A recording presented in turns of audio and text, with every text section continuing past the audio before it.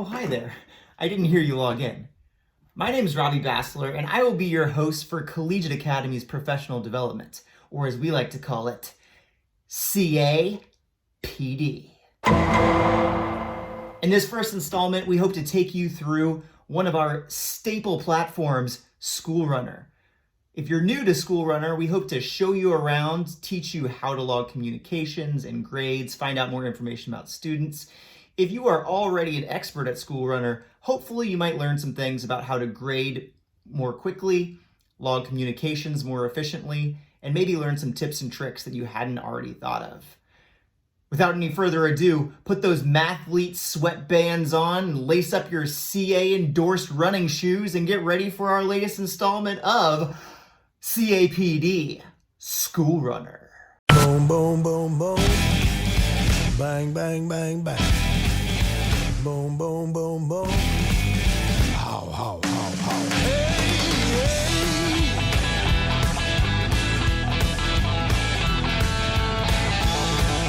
You gotta come on. The first thing you're going to want to do is log in. Pull up your browser and go to ca.schoolrunner.org.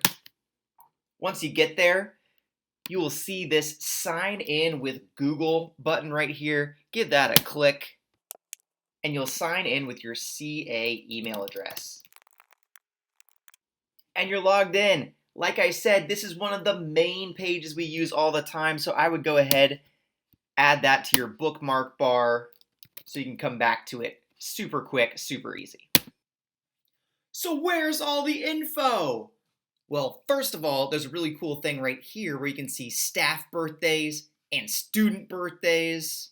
Never forget a birthday again. Now, to find information on an actual student, come up here to the magnifying glass and you'll just type in their name. Let's see. My advisee. There she is. It's my advisee. Oh my God. So on the page, you can see we have the advisory here, their birthday, their home address, any contacts, phone numbers, email addresses, and if you keep scrolling down, you can even find their GPA. Obviously mine's for she's my advisee, duh. Down here at the bottom, you see behaviors, you can check out attendance, you can look at communications, and see who actually has reached out, maybe to prevent someone from reaching out twice about the same thing. All of that you can access from right here. Now, what if you want to see all of your advisees at once, you say? Well, guess what? I have a tool for that. Come up to the top and go to Student Dashboard. So Analysis, and then go down to Student Dashboard. Here, you can look up an entire grade level at a time, an entire advisory at a time. This is best used for me to just check on my girls. So I'm going to go to Seton 23. Seton 23 royalty, obviously the best. And once you get that loaded up, you can actually choose the time period you want to look at their information from. So I could go here to Q4 and see how my girls are doing.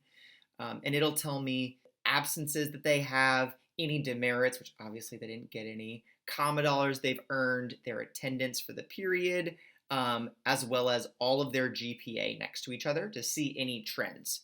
Super cool tool. Now you can also do the same thing for teachers. Just check up on yourself, check in on your classes, and see how you're measuring up to other teachers. Same thing, come to the top of the page, go to Analysis, and go down to Staff Dashboard. Once you're there, you can see everyone's names right here next to each other. Same thing, select the period of time that you want to look at. So maybe I'm just going to look at Q4. And in here, you're able to see the percent of students that are failing your course. Check to make sure that there's no overall grade issues that you need to attack. You can see the percent of times you've taken attendance, as well as the last time you've made a call home, your total numbers of calls home, comma dollars you've put in, demerits you've put in. Always try to keep that 4-to-1 ratio. 4 positives to every 1 negative. You'll thank me later.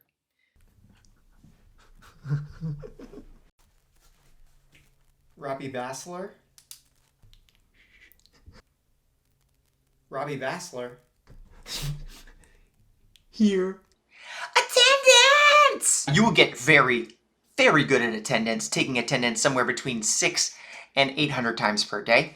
To take attendance, just go up to the top to attendance and go down to class attendance.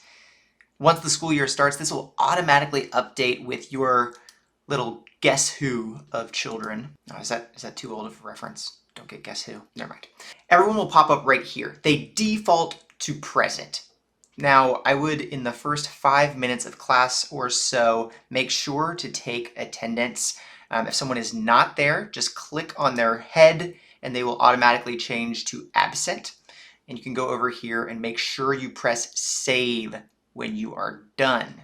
Now, you can also do this on your phone a little bit more easily and more mobile just by going to that same Schoolrunner 2.0 app, clicking on attendance, and then doing the exact same thing, only with your finger instead of your mouse.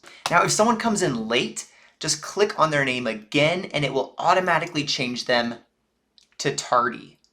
I would also recommend going through at the end of class, maybe during the exit ticket, just double checking attendance. Anyone who came in late, make sure you update them, and be sure to hit save when you're done. If you don't hit save, it doesn't count, and Dejeuner will come for your stars.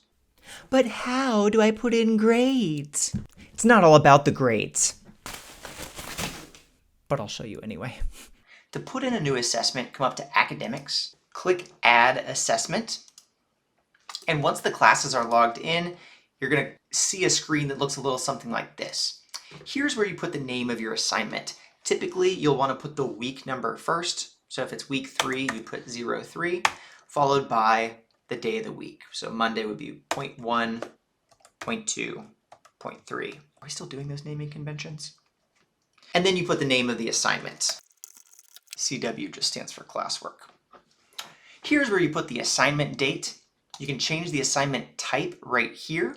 Make sure you select your course, and it will automatically select your sections. Now, open up the additional options. I'm going to show you a couple tips and tricks here. One of the things you have to do daily is put in a process grade based on effort, academic habits, things like that. The easiest way to do this, if you have a clipboard tracker and you're just writing down who is following academic habits, who's meeting, exceeding, partially meeting expectations, enter grades by level. Then at the bottom, click on Input, and you should be able to see your entire class. Now, if you have your clipboard already alphabetized by last name in the same way Schoolrunner is, all you have to do is type in the letter grade that they got. So if they exceeded expectations that day, A, B, C, B, B, A, all the way down. And that's it. It's as easy as that. Schoolrunner, am I right? Now, if you choose to put something into Canvas, typically exit tickets, that should automatically put that grade into Schoolrunner. If you give an exit ticket or a quiz outside of Canvas, you're going to do the exact same thing, only instead of entering grades by level, you're going to change the point value. So let's say it's an exit ticket out of 5, and we got a 4.5, a 4.8, a 5, 4.5. Same thing all the way down. Comma dollar, comma dollar, comma dollar. That's a demerit.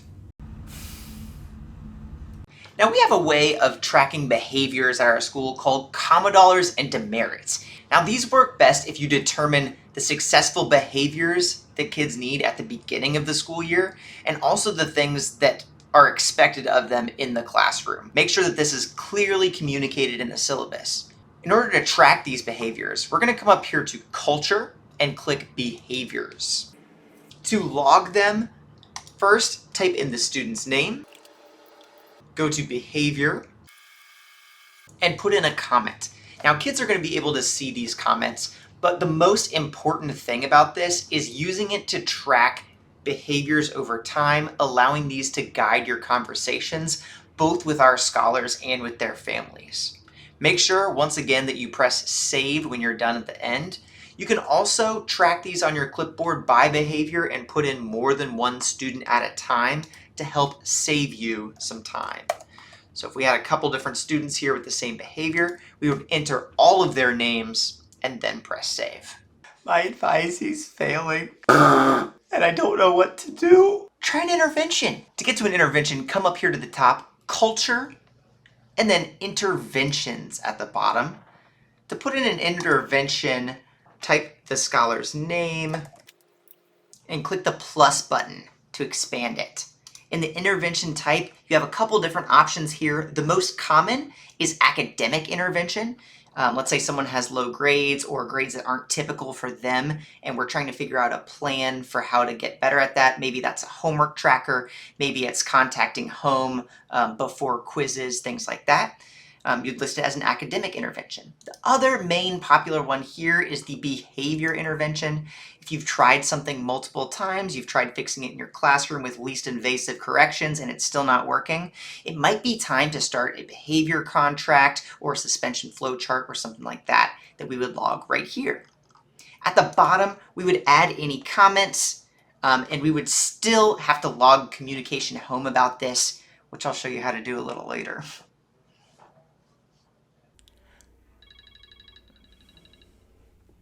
Hello? Sorry, it's my advisee. Yeah, what's up, Deja? Yeah, but I'm doing like a PD video right now. No, sorry, I gotta go. Sorry, I was talking to my advisee. Wrong. If you don't document it, it's like it never happened. So to document communication, just come up to the top to culture and go down to communication. Once you're here, you can enter a student or students in this tab. Let's say you're communicating the same thing to your entire advisory. You can also search it by your advisory.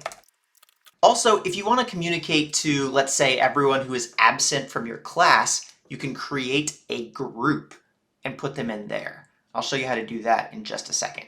Now, click on the plus button to expand your menu. And you're going to come down here and change your topic. Don't really worry about spoke to or your mood.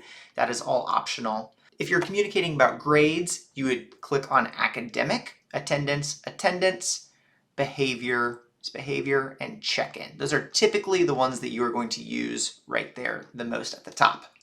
You're also going to want to click on your method. The most common ones are call or text, but let's say you have an advisee who English is not their first language. There's also an option to document a translated communication. And that's a legal requirement. So if you do have families that do not speak English, make sure you reach out Guth or Herrera or Miss Wynn, and they will make sure that we can get that translated communication for that family and make sure it's documented. The last thing you're going to want to put is what you discussed at the bottom. So that way, if I'm looking at communications with my advisee, I can see exactly why they were communicated with by whoever is on that list. Groups! This next one is probably the most slept on feature of Schoolrunner. I'm so pumped to show it to you. It saves so much time and effort. So this next feature in Schoolrunner is truly only limited by your own creativity. I'm sure I don't know everything on it, but I will walk you through a couple of different ways that you can use groups. So to use groups, come up here to Analysis and click on Groups. Once you're here, go to New Group, and you can actually filter down the entire student body population. So we're starting off with 630 students. You can come down here to Academic Filters and enter your class. Now, it's not going to pop up with this yet because the classes aren't in there. It's still the beginning of the school year. But once it is, you will see your exact class. And sometimes you can even see your roster before they come out. Then you can come down here and filter by things like class attendance. So you might be able to create a group for just people who are absent to your class that day. Let's say that's what you want to do. You just come up here to Save Group, and you could save it as Theater AU 21. You could also do it, let's say you have a tardy push going on. There's been too many kids late to your class because you're at the other side of the school. Go figure. You could go down here to Behaviors and filter by Received Behavior Tardy, or even class attendance, tardy unexcused, and then save the group accordingly. Groups, really, you can do so many different things with it. Once you have those, you can enter behaviors by group, you can log communications by group. It just saves so much time on the back end of actually documenting things. So there you have it. That is our Schoolrunner tutorial. If there is anything that you're still tripping up on, feel free to go back, rewatch parts of this video. If there's something that I left out, please let me know. My email address, rbassler@collegiateacademies.org. Thank you so much for watching, and I'll see you on the next episode of CAPD.